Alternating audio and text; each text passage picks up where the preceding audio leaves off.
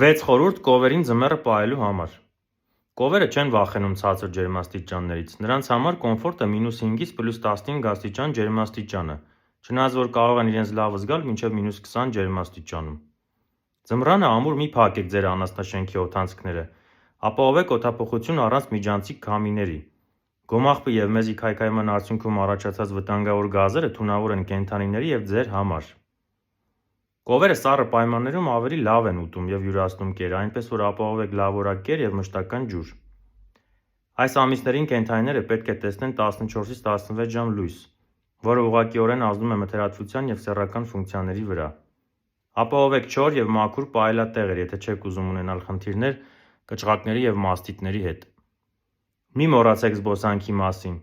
որ կովերը հեշտ ծնեն, իսկ մնացածը ախորժակից չընկնեն։ Կարճ ասած, կովերին դուր է գալիս սառը և չոր, այլ ոչ թե տաք և խոնավ պայմանները։ Հետևեք իմ էջին, այստեղ շատ է օգտակարը։